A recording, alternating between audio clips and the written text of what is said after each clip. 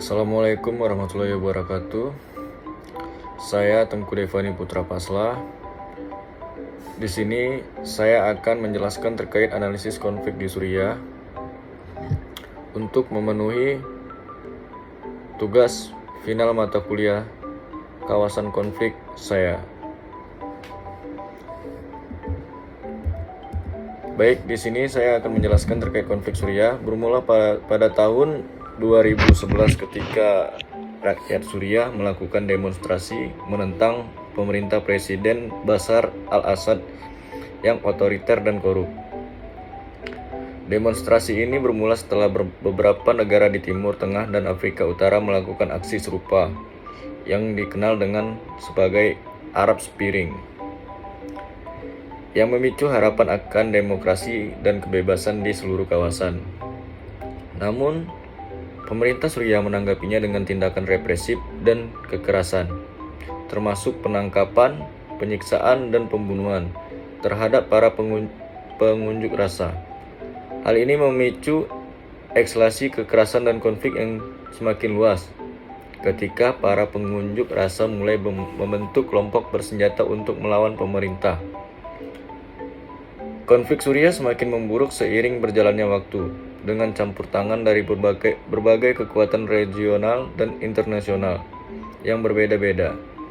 Beberapa kelompok bersenjata mendapat dukungan dari negara-negara seperti Turki, Qatar, dan Arab Saudi.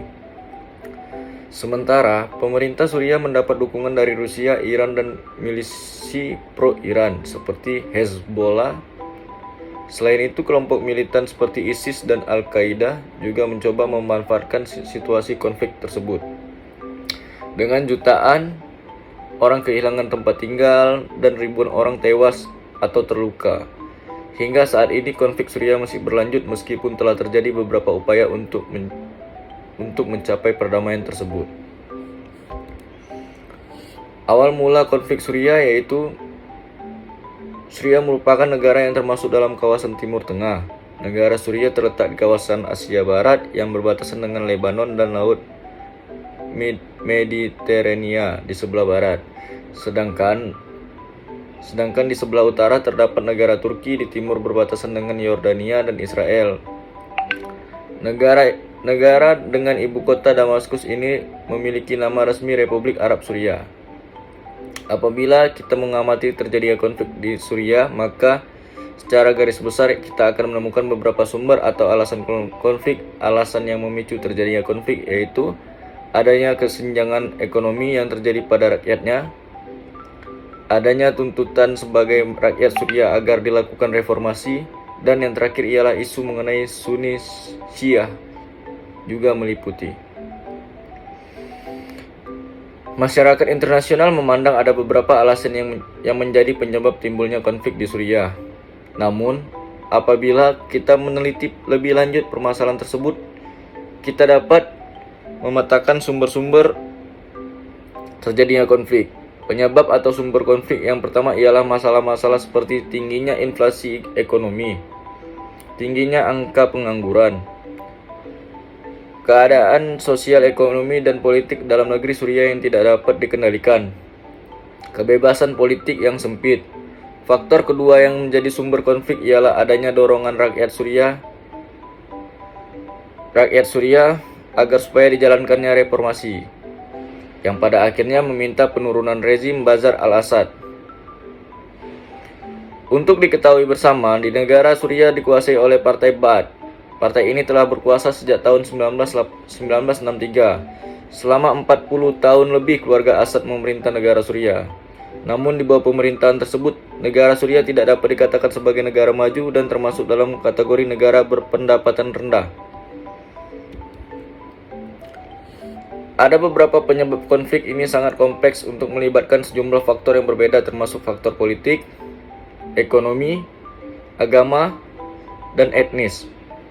Di sini saya akan membacakan beberapa faktor utama yang menjadi penyebab konflik di Suriah, antara lain: 1. Kekuasaan dan kontrol politik, yaitu pemerintah Suriah yang dipimpin oleh Presiden Bashar al-Assad telah menguasai kekuasaan dan kontrol politik di negara tersebut selama bertahun-tahun.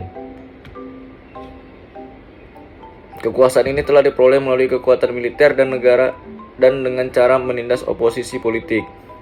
Yang kedua, ketidakpuasan sosial dan ekonomi. Ketidakpuasan sosial dan ekonomi yaitu melanda Suriah selama bertahun-tahun, termasuk tingkat pengangguran yang tinggi, inflasi, dan kesenjangan ekonomi yang besar, telah memicu ketidakpuasan di antara sebagian besar rakyat Suriah.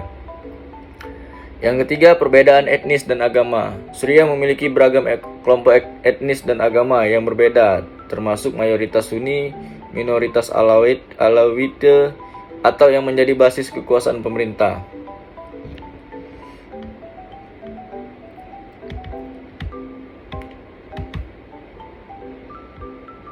Baik, di sini saya akan menjelaskan penyelesaian konflik di Suriah. Terhadap konflik internal yang terjadi di Suriah, beberapa negara anggota PBB menolak adanya rencana intervensi. Amerika merupakan salah satu negara yang sempat menyatakan diri untuk melakukan intervensi militer terhadap Suriah. Hal ini didukung dengan adanya beberapa kapal perang Amerika yang ditemukan di Teluk Suriah, serta pernyataan Presiden Obama untuk sewaktu-waktu melancarkan gencatan senjata terhadap Suriah. Terlebih dengan adanya isu penggunaan senjata kimia oleh rezim Bashar al-Assad, meskipun rencana tersebut mendapat penolakan dari warga negara Amerika.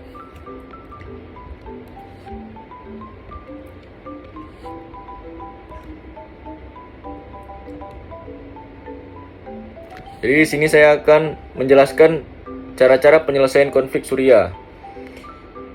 Cara-cara penyelesaian konflik di Suriah yaitu dengan cara negosiasi politik antara pemerintah Suriah dan kelompok oposisi.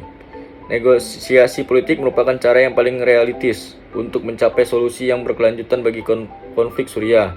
Namun, proses ini membutuhkan kepercayaan antara kedua belah pihak. Yang kedua adalah memberikan bantuan kemanusiaan dan pemulihan pasca konflik. Bantuan kemanusiaan harus diberikan kepada semua korban konflik, termasuk dengan perekonomian. Suriah harus didukung agar dapat membantu pemulihan pasca konflik. Yang ketiga ada penghentian persenjataan dan dukungan asing. Dukungan asing dari negara-negara seperti Iran, Rusia, dan Turki untuk pihak berbeda dalam konflik Suriah telah memperburuk situasi. Penghentian persenjataan dan dukungan asing harus dilakukan untuk memungkinkan negosiasi politik yang berkelanjutan.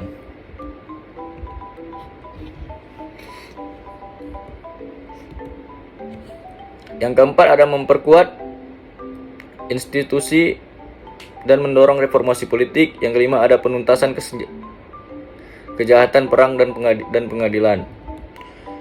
Jadi kesimpulannya adalah akar masalah penyebab lainnya konflik di Suriah bukanlah persoalan perbedaan mazhab keagamaan antara Bashar dan al-Assad.